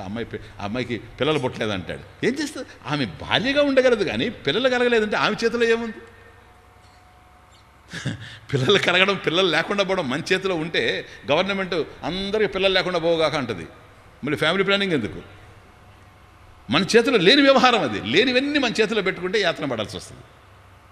అర్థమవుతుంది ఇప్పుడు? కనుక భార్యగా ఉండగలదు కానీ బిడ్డ కాలేదు. బూరిగా ఉండగలదే కానీ హల్వా కాలేదు. మనం ఒకటి దొరికినప్పుడు ఇంకోటి కావాలనిపిస్తుంది, ఒకటి దొరికినప్పుడు ఇంకోటి. ఇది చిన్నప్పటి నుంచి స్టార్ట్ అయింది, ఇప్పుడు కాదు. ఈవినింగ్ క్లాసెస్లో చెప్తాను. నాన్న తీసుకెళ్ళి, ఒరే నీకు ఒక చొక్కా పట్టిస్తాను రారా, ఒక చెడ్డీ పట్టిస్తాను రా అని తీసుకుపోయినప్పుడు ఒకటి పట్టిస్తాను ఇంటి దగ్గర చెప్తాడు. తీరా అక్కడ పోయిన తర్వాత మనం అవన్నీ చూసి ఏం కావాలి నీకంటే, ఒకటి గ్రీను ఒకటి బ్లూ వేస్తే వీడంటాడు పిల్లవాడు, నాకు 2 కావాలి. నానంటాడు ఓన్లీ 1. నీకు ఒక్కటే చెప్పాను, ఏమో నా అనుభవం నేను చెప్తున్నా, మీకు ఉంటాయి. నీకు ఒక్కటే చెప్పాను కదా ఇంటి దగ్గర, ఒకటే తీసుకో. గ్రీన్ కావాలంటే గ్రీను, బ్లూ కావాలంటే బ్లూ. గ్రీన్ చూసినప్పుడేమో బ్లూ బాగుంటుంది, బ్లూని చూస్తేనేమో గ్రీన్ బాగుంటుంది. 2 తీసేమంటే ఆయన తీసేవాడు. ఎట్లాగో ఒకటి డిసైడ్ చేయాలా, ఏదో తీసుకుంటాం. బ్లూ తీసుకుంటే వస్తూ దారిలో గ్రీన్ అయితే ఇంకా బాగుండేది, గ్రీన్ అయితే ఇంకా బాగుంటుంది. చూసారా ఇప్పుడు? చూసారా? కాబట్టి ఉన్న వస్తువు ఇంక వేసుకున్నప్పుడు కూడా అందరూ బాగుంది నాయన నీ చొక్కా నీ చెడ్డి అని అన్నప్పుడు కూడా అది అయ్యి ఉంటే ఇంకా బాగుండేమో. ఉన్న వస్తువు లేని వస్తువును గుర్తు చేసి బాధిస్తూ ఉంటుంది. ఇది లైఫ్. ఏదైతే ఉందో చూసుకోండి మీరు. ఉన్నప్పుడు ప్రేమించాం. 2 ఉంటారు మనకు సోదరులు. ఒకటి ఇంట్లోనే ఉన్నాడు, ఇంకోటి కలకట్టాకు పోయినాడు. వాడిని ప్రేమిస్తాం ఎక్కువ. వీడితో మాట్లాడేటప్పుడు కూడా వాడిని జ్ఞాపకం చేస్తూ ఉంటాం. వాడు ఇక్కడ ఉన్నప్పుడేమో తిడతాం. అర్థమవుతుంది? వీడు వాడిని జ్ఞాపకం చేస్తుంటాడు. ఇది లైఫ్. కాబట్టి ఇదంతా వస్తు పరిచ్ఛేదం, ఆబ్జెక్ట్ వైజ్ లిమిటేషన్. అట్లాగే కాల పరిచ్ఛేదం. ఒక కాలంలో ఉంటుంది, మరొక కాలంలో ఉండదు. కాల పరిచ్ఛేదం. దేశ పరిచ్ఛేదం. ఒక ప్రదేశంలో దొరుకుతుంది, ఇంకో ప్రదేశంలో దొరకదు. ఇవన్నీ పరిమితాలుగా ఉంటాయి కనుక పరిమితమైనటువంటివి పరిమితమైన సుఖాన్ని ఇస్తుంది. అది పరిచ్ఛేదం. బ్రహ్మం అందువల్ల ఇది బ్రహ్మానందం. అర్థమవుతుంది ఇప్పుడు? బ్రహ్మానందం ఎందుకో తెలుసా? బ్రహ్మం సత్యం, జ్ఞానం, అనంతం. బ్రహ్మ అనంతం అంటే ఏంటో తెలుసా? అనంతానికి డెఫినేషన్ వస్తుతః కాలతః దేశతః అపరిచ్ఛిన్న. ఇప్పుడు మనం చూసింది పరిచ్ఛిన్నం, లిమిటేషన్ ఉంది. దేశతః అపరిచ్ఛిన్న, కాలతః అపరిచ్ఛిన్న, వస్తుతః అపరిచ్ఛిన్న. ఎందుకని? అంతటా అదే ఉంది, రెండో వస్తువు లేదు, లిమిటేషన్ లేదు. అందువల్ల అన్లిమిటెడ్ జాయ్, ఇన్ఫినిట్ అంటే అది ఇన్ఫైనిట్ జాయ్. అర్థమవుతుంది? అనంతమైనటువంటి ఆనందం. కాబట్టి అనంత శబ్దమే ఇది, పరిచ్ఛిన్నం లేకుండా, పరిచ్ఛేద దోషం లేకుండా ఉండేది. కాబట్టి బ్రహ్మం అనంతం గనక పరిచ్ఛేద శూన్యం. యదానంద రూపం, ప్రకాశస్వరూపం, నిరస్త ప్రపంచం, పరిచ్ఛేద శూన్యం. అహం బ్రహ్మ వృత్యైక గమ్యం తురీయం. అహం బ్రహ్మ, నేనే ఆ బ్రహ్మము, ఆ పరిచ్ఛేద శూన్యమైన బ్రహ్మము నేనే, ప్రకాశ స్వరూపమైన బ్రహ్మము నేనే, ఆనంద స్వరూపమైన బ్రహ్మము నేనే, నిరస్త ప్రపంచమైన బ్రహ్మము నేనే అనేటువంటి వృత్తి ఆలోచన.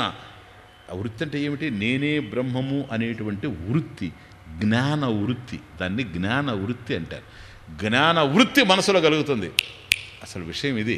గురువు టీచ్ చేసేటప్పుడు జ్ఞాన వృత్తి కదులుతుంది, అది అజ్ఞాన వృత్తిని నాశనం చేస్తుంది అంతే.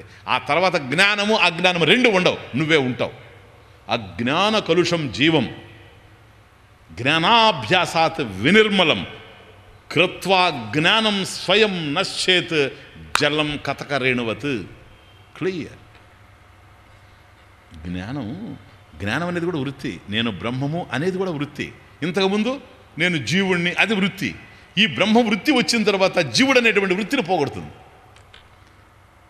నేను అసంతృప్తిలో ఉన్నాను అనేది పోగొడుతుంది. ఎందుకంటే నేను సదా తృప్తిలో ఉన్నాను, తృప్తోహం అనే వృత్తి వచ్చిన తర్వాత ఇది దాన్ని పోగొడుతుంది. అది పోగొట్టిన తర్వాత ఈ వృత్తి ఉంటుందా? ఉండదు. ఎందుకో తెలుసా? మంచి ఉందంటే చెడు ఉందని అర్థం, జ్ఞానం ఉందంటే అజ్ఞానం ఉందని అర్థం. రెండూ ఉండాల్సిన అవసరం లేదు. అజ్ఞానం ఉన్నప్పుడు దాన్ని ప్రకాశింపజేసే ప్రకాశైక స్వరూపం నేను. జ్ఞానం ఉంటే జ్ఞాన వృత్తిని కూడా ప్రకాశింపజేసేటువంటి స్వరూపం నేను. జ్ఞానాలకు అతీతంగా ఉండేటువంటి వాడిని. జ్ఞానం వచ్చి అజ్ఞానాన్ని పోగొడుతుంది. అజ్ఞానాలు రెండు పోతాయి, నేనుంటాను. ఇది జ్ఞానం. అందువల్ల జలం కథకరేణువతు ఆ శ్లోకం, ఇది కూడా ఆచార్యుల వారి శ్లోకమే. ఆత్మబోధ. అజ్ఞాన కలుషం జీవం. ఎవడైతే, ఏ జీవుడైతే అజ్ఞానం చేత కలుషితమై ఉన్నాడో, పూర్వపు రోజుల్లో ఫిల్టర్స్ లేవు గనక చెరువుల నుంచి నీళ్లు తెచ్చుకుంటే అమ్మగారులు, ఇది జలం కథకరేణువత్, కుండల్లో నీళ్లు తెచ్చుకునేవాళ్ళు. అది మురిగ్గా ఉంటుంది. చిల్లగింజ పొడి చేసి అందులో వేసేవాళ్ళు. చిల్లగింజ పొడి కనుక వేస్తే ఏం జరుగుతుందంటే ఆ నీటిలో ఉండేటువంటి మురికినంతా తీసుకొని కిందకు వచ్చి, ఆ కింద బాటంకి వచ్చి అక్కడ సెటిల్ అయిపోద్ది. అప్పుడు నీరు నిర్మలంగా ఉంటుంది, మనం పానం చేస్తాం. అది ఆ రోజుల్లో. ఇప్పుడు మనకు ఫిల్టర్స్ వచ్చాయి.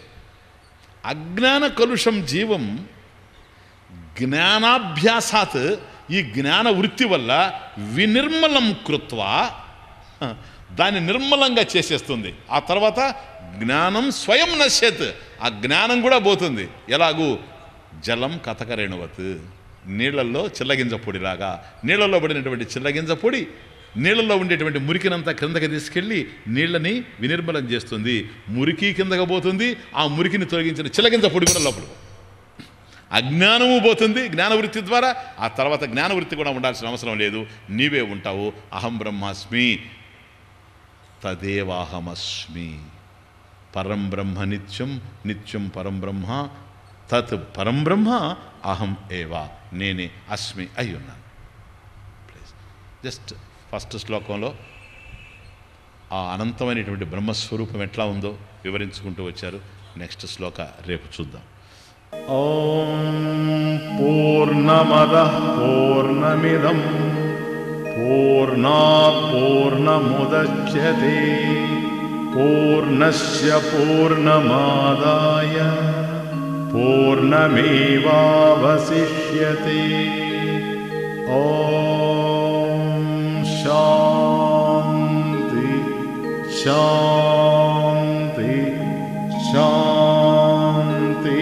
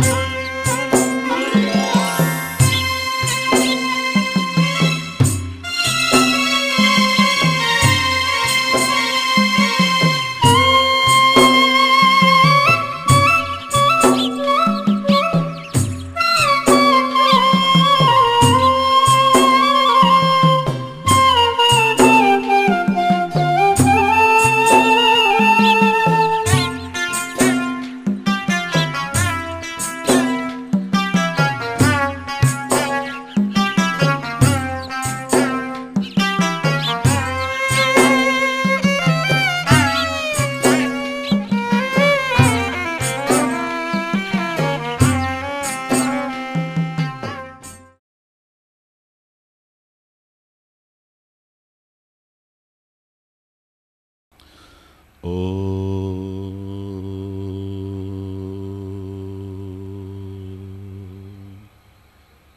ఓ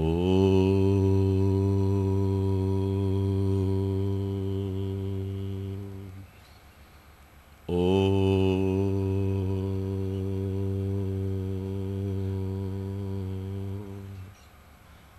ప్రాతర్భజామి మనసా వచసాం అగమ్యం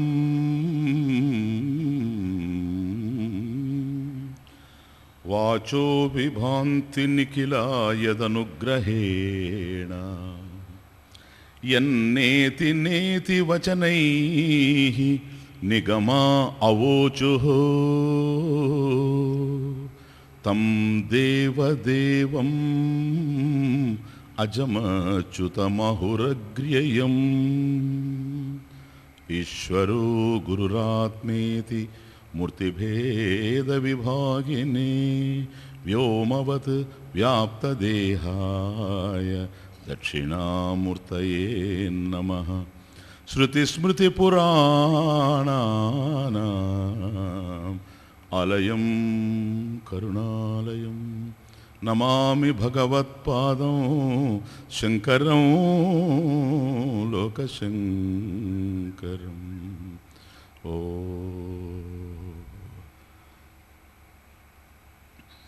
యదానందరూపం ప్రకాశస్వరూపం నిరస్తప్రపంచం పరిచ్ఛేదశూన్యం అహం బ్రహ్మవృత్యైకగమ్యం తురీయం పరం బ్రహ్మ నిత్యం తదేవాహమస్మి తదేవాహమస్మి తదేవాహమస్మి పరం బ్రహ్మ నిత్యం తదేవాహమస్మి పరం బ్రహ్మ నిత్యం తదేవాహమస్మి తదేవాహమస్మి తదేవాహమస్మి. యదానంద రూపం ప్రకాశస్వరూపం నిరస్త ప్రపంచం పరిచ్ఛేద శూన్యం అహం బ్రహ్మవృత్యైక గమ్యం తురీయం పరం బ్రహ్మ నిత్యం తదేవ అహమస్మి. పరిచ్ఛేద శూన్యం.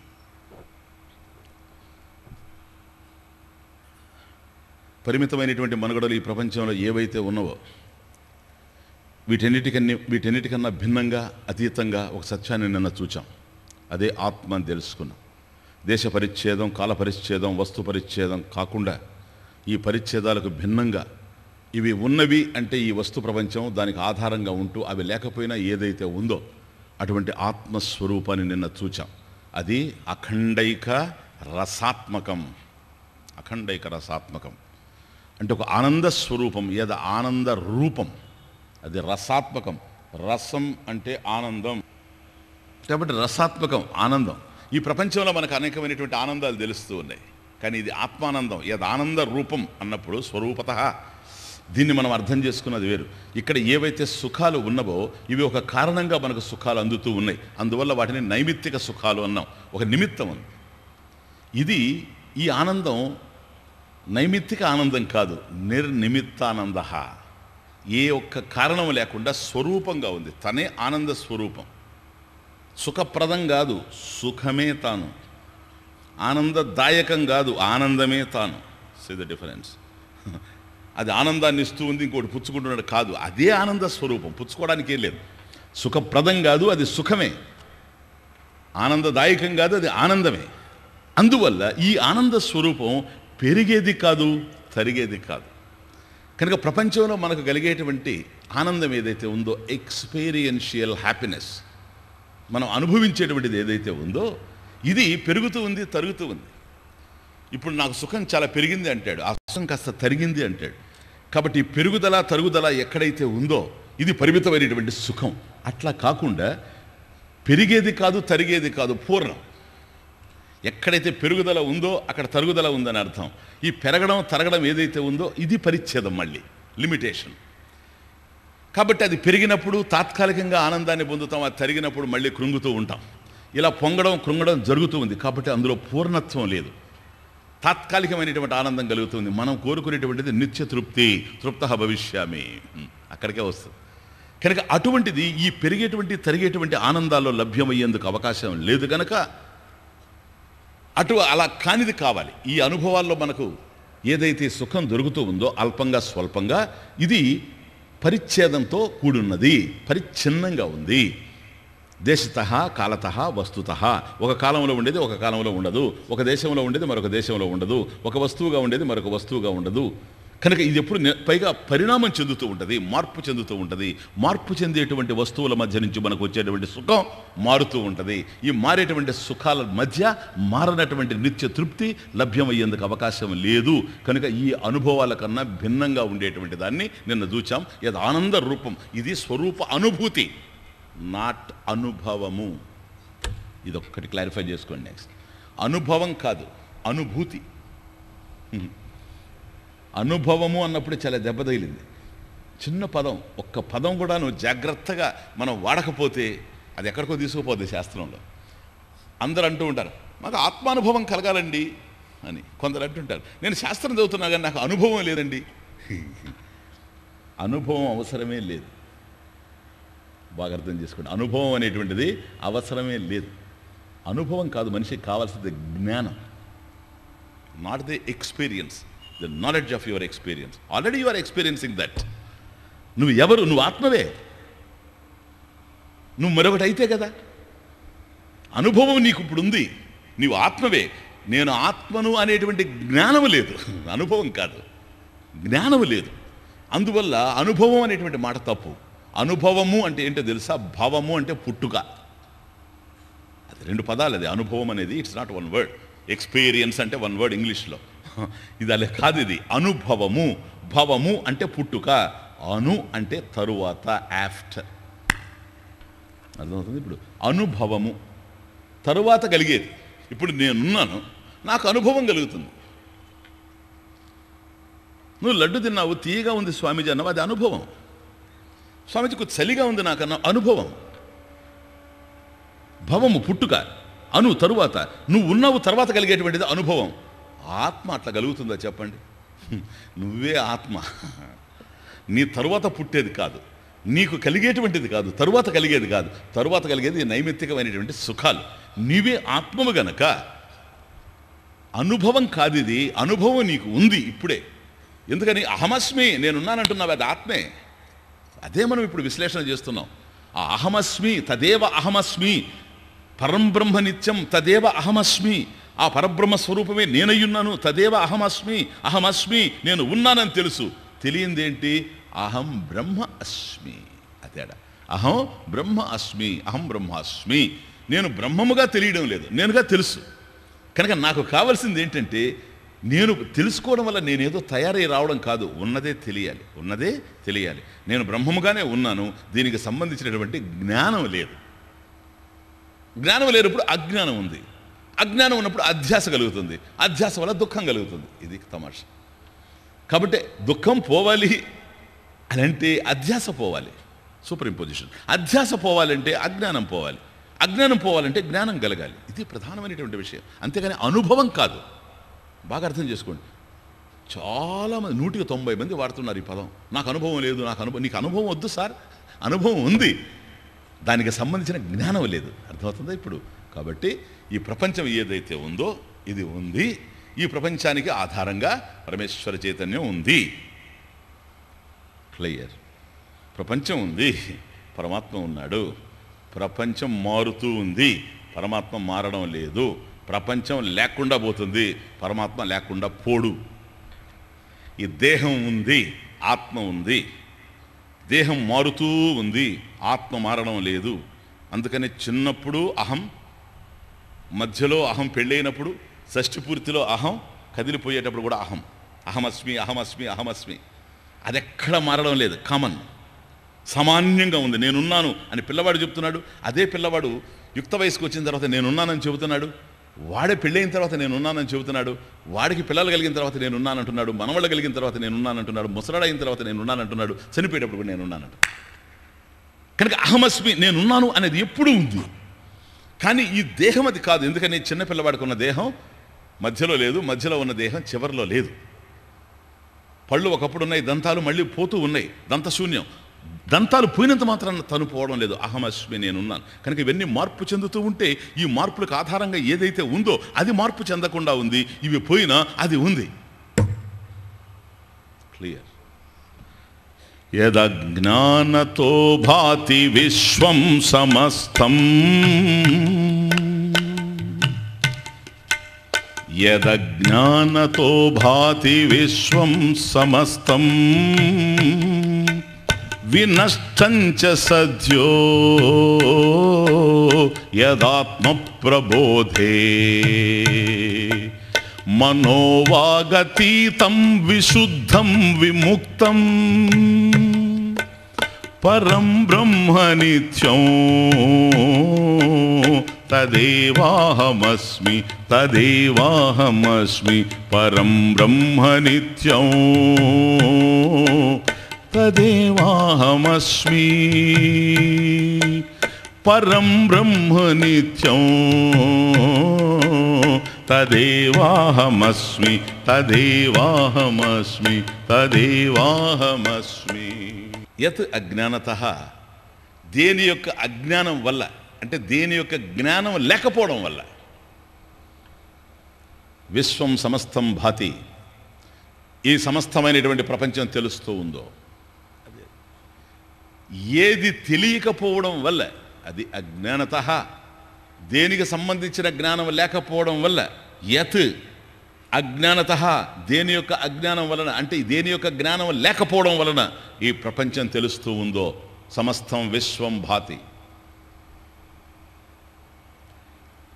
అది యదజ్ఞానతః భాతి విశ్వం సమస్తం, ఏది తెలియకపోవడం వల్ల ఈ ప్రపంచం ఉన్నట్లుగా తెలుస్తూ ఉందో.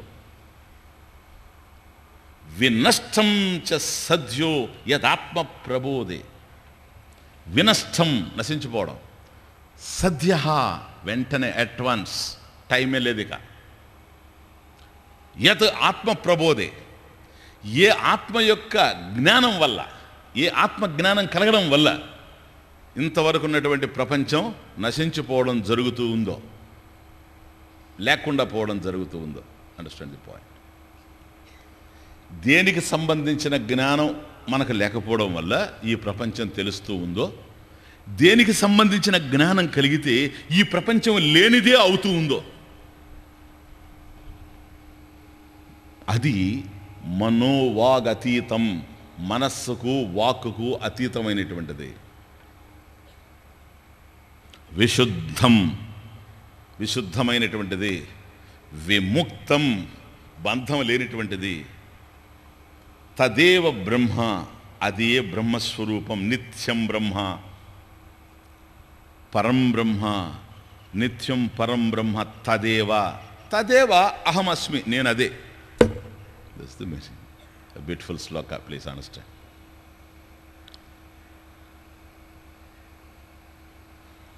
జగత్ ఏదైతే ఉందో, జగత్ అస్తి, ఇదం జగత్ అస్తి, ఈ ప్రపంచం ఉంది. రాత్రి చూచాం, ఇదం జగత్ సృష్టం, ఈ ప్రపంచం సృష్టింపబడింది, కార్యరూపంలో ఉంది. కర్త కూడా ఉన్నాడు అని తెలుసుకున్నాం. జగతః కర్త అస్తి, ఇదం జగత్ అస్తి, ఈ ప్రపంచం ఉంది. జగతః కర్త అస్తి, సృష్టికర్త కూడా ఉన్నాడు. సృష్టి ఉంది, సృష్టికర్త కూడా ఉన్నాడు. ప్రపంచం ఉంది, కార్యరూపంలో ఉంది. గనక ఏది కార్యరూపంలో ఉండినా దాని వెనక కారణం ఉండాలి. కారణం లేకుండా కార్యం ఎప్పుడూ రాదు. There can not be any effect without cause. కారణం లేకుండా కార్యం ఉండేందుకు అవకాశం లేదు. కనుక ప్రపంచం ఎప్పుడైతే కార్యరూపంలో తెలుస్తూ ఉందో దీని వెనక కారణం ఉంది అని అర్థం.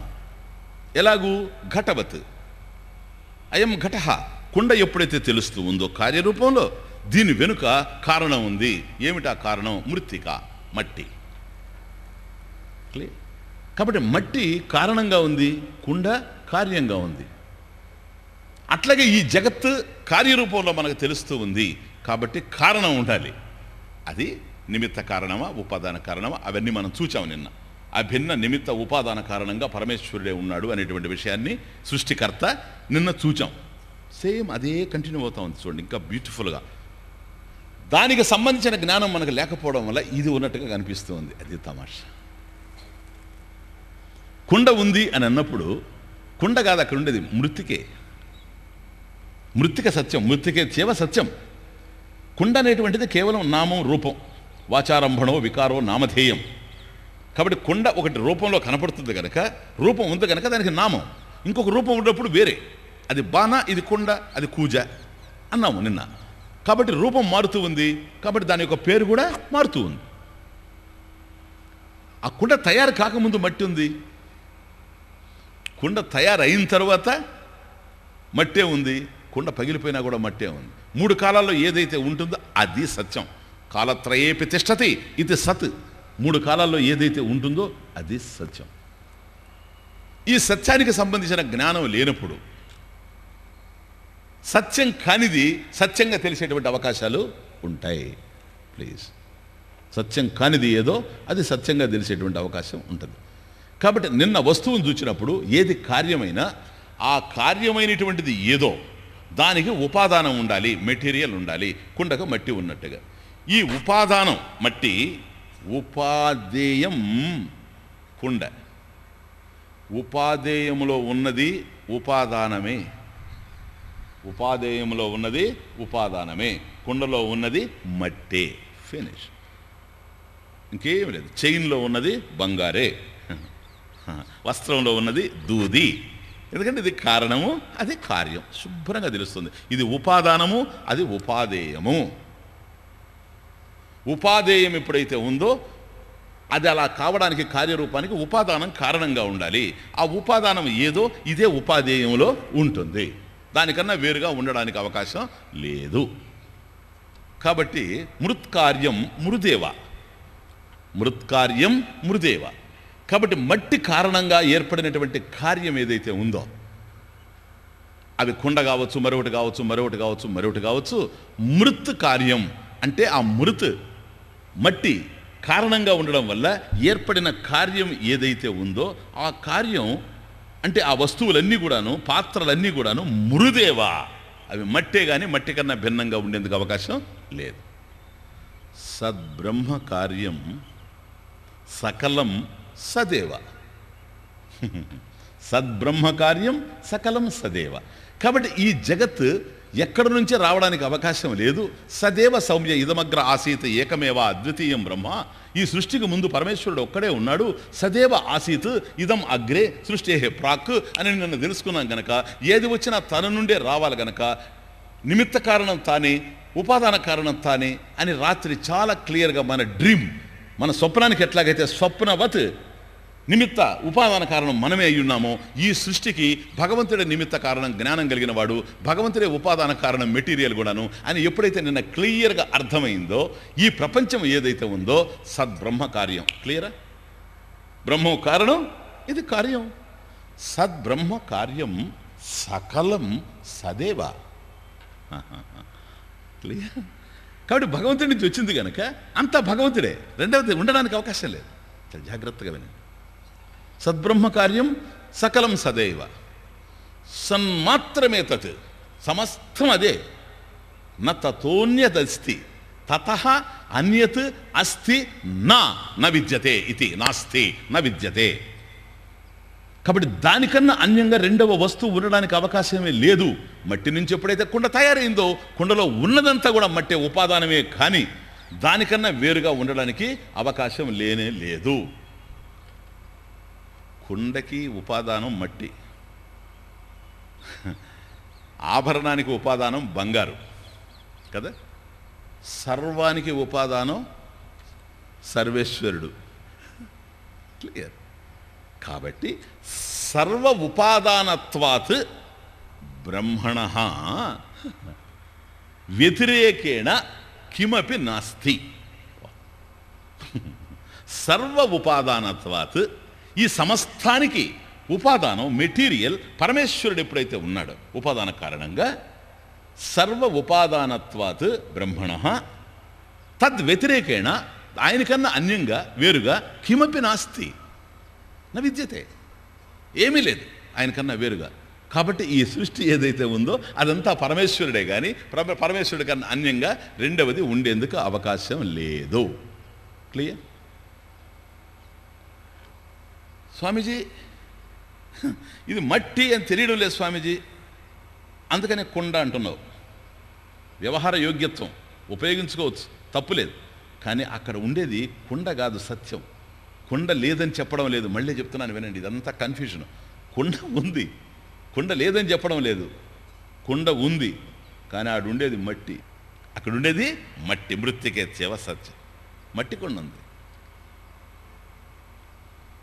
కుండ నామరూపాలతో ఉంది, మృత్తిక నామరూపాలు లేవు, నామరూపాలకు ఆధారంగా ఉంది. జగత్తు నామరూపాలతో ఉంది, పరమేశ్వరులో నామరూపాలు లేవు. నామరూపాలు లేనటువంటి పరమేశ్వరుడు ఈ నామరూపాలు కలిగినటువంటి జగత్తు, కార్యరూపంలో ఉన్నటువంటి జగత్తుకి ఉపాదానంగా తెలుస్తున్నాడు, ఆధారంగా తెలుస్తూ ఉన్నాడు. చూడండి తమాషా, మట్టి కుండ ఉంది. ఏంటబ్బా ఈ స్వామీజీ కుండను వదిలేటట్టుగా లేదే, నేను వదలను దాన్ని. అదంటే నాకు చాలా ఇష్టం. కుండ, పిచ్చికుండ ఎంత జ్ఞానం ఇస్తుందంటే అర్థమవుతుంది. అది ఎట్లా వదులుతాం మనం? పోయేటప్పుడు కూడా అదే కదా కూడా వచ్చేది. పోయేటప్పుడు కూడా నలుగురు మోసుకొని పోతుంటే ముందు కుండ పోతుంటుంది. నాకు అదే ఆశ, అందువల్ల అదంటే ఇష్టం నాకు. ఉన్నప్పుడేమో అన్నం పెడుతుంది పాత్ర, వంట చేసుకోవడం. పోయేటప్పుడు కూడా వస్తుంది, ఎవరు రారు. పైగా కూడా రావడం కాదు, మన మీద ఎంత ప్రేమ అంటే మనం పోతున్నామని అది కూడా పగిలిపోద్ది అక్కడ. చూడండి, ఎంత సామాన్యమైన విషయం కాదు కుండ అంటే. ఇదిగో మట్టి కుండ ఉంది.